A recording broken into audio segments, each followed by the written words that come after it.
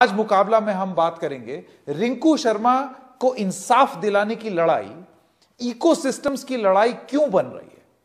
क्या यह रिंकू शर्मा और उसके परिवार के साथ नाइंसाफी नहीं है। शुरुआती वक्तव्य रखने के लिए आप सबको एक एक मिनट का समय दिया जाएगा। सलमान निजामी साहब, आपका 1 मिनट।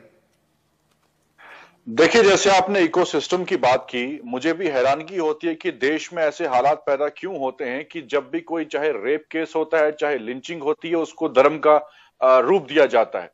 मुझे लगता है कि एक्यूज जो है, जो क्रिमिनल है, वो क्रिमिनल है, चाहे वो किसी भी जाति का हो, किसी भी धर्म का हो। और साफ बात यह है कि अगर हमने सबने पूरे देश के, अगर आप मुसलमानों की बात करें, किसी ने भी उसको सपोर्ट नहीं किया, एंडोर्स नहीं किया। हम सब कहते हैं कि चलिए ठीक है, अगर ये पुलिस ने कहा है कि ये कम्युनल एंगल इसको नहीं देना चाहिए, हम चाहते हैं उसको पनिश करिए, जो भी कल्प्रिट्स हैं उसको सजा देनी चाहिए, तो आप इसको हिंदू और मुसलमान के एंगल ना दीजिए और अपनी राजनीति ना करिए इस पे। ऐसे कई ऐसे मामले हैं, चाहे रेप केस होते हैं, वहां राम मंदिर के जगह पे एक प्रीस्ट ने जो है रेप किया एक महिला का।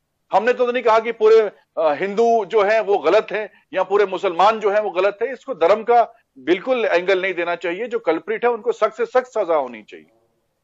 राघव चड्ढा, आपका 1 मिनट शुरू होता है अब।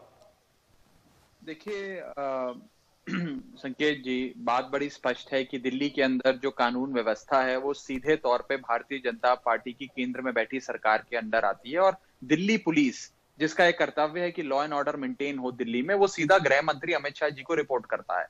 आज स्थिति ऐसी हो गई है, मैंने इनकी रिंकू शर्मा जी की माता जी का और उनके भाई का बयान सुना।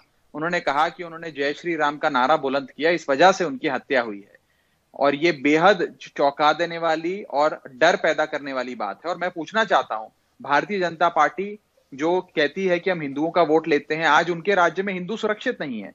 आज मैं पूछना चाहता हूं कि गृह मंत्री जी आज बंगाल में क्यों प्रचार कर रहे हैं, आज वो यहां आकर उनके घर वालों से, उनके परिजनों से क्यों नहीं मिलते हैं, आज अभी तक पुलिस कमिश्नर वहां पे क्यों नहीं गए हैं। और अगर जय श्री राम का नारा हिंदुस्तान में बुलंद नहीं होगा तो क्या पाकिस्तान में बुलंद होगा? क्या इसके लिए दिल्ली के लोगों ने भाजपा को वोट दिया था कि यहाँ पे जय श्री राम का नारा भी ना बुलंद हो सके? भारतीय जनता पार्टी के शासन में ना हिंदू सुरक्षित है, ना मुसलमान, ना ईसाई, ना कोई धर्म का व्यक्ति भाजपा के राज्य में सुरक्षित। निजामी के पास जाना चाहता हूं। सलमान निजामी, इससे पहले कि हम अपने मुकाबला का टॉपिक आप लोगों की बातचीत में कहीं खो जाए, मैं उसको वापस फिर से लाना चाहता हूं और सवाल फिर से वही पूछूंगा।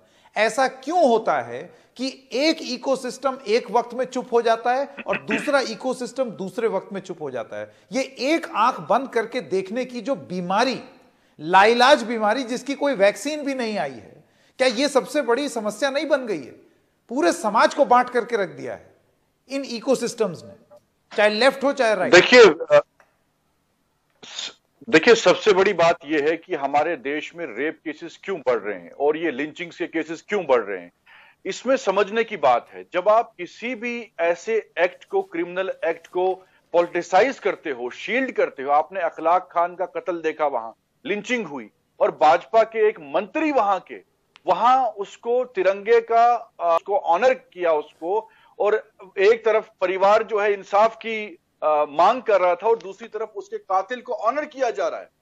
और इसी तरीके से दिल्ली का जो ये हादसा है, मैंने पहले भी कहा कि जो ये रिंकू शर्मा है, हमारा छोटा भाई है, अगर उसका कत्ल हुआ है, उसके कातिलों को सख्त से सख्त सजा दीजिए। लेकिन आप क्यों चाहे आप नहीं, लेकिन सलमान जी आप मुझे बताइए कि एक इकोसिस्टम चुप क्यों है? क्यों ऐसा है कि जो लोग मुखर होकर के बोलते हैं अखलाक के लिए या पहलू खान के लिए, जो लोग मुखर होकर के बोलते हैं, वो पूरा इकोसिस्टम चुप क्यों है?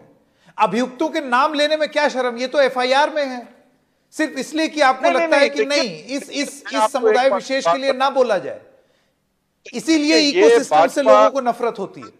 भाजपा ने, और फिर लोग गाली देते हैं जो लोग बैलेंस करके चलते हैं, पूरी कंप्लीट पिक्चर देखने की कोशिश करते हैं। देखिए, सबसे हमारी राजनीति इतने नीचे स्तर पे गिर चुकी है कि भाजपा कहती है कि भाई हम अगर रिंकू शर्मा के साथ हैं, कोई और तो नहीं है, हम सच्चे हिंदू हैं, दूसरे जो हैं वो गलत हिंदू हैं जो इनकी विचारधारा को नहीं मानते हैं। ये क्या आपका ये मेंटेलिटी क्या है? उसका तो सब कम से कम आम आदमी पार्टी के प्रवक्ता बैठे हैं, वो कह रहे हैं हम इंसाफ चाहते हैं। मैं कांग्रेस का हूं, मैं कहता हूं इंसाफ चाहते हैं। किसने बोला कि हम उसके साथ नहीं है? सब तो हैं उसके साथ। पूरे देश में लोग जो है चाहते हैं किसी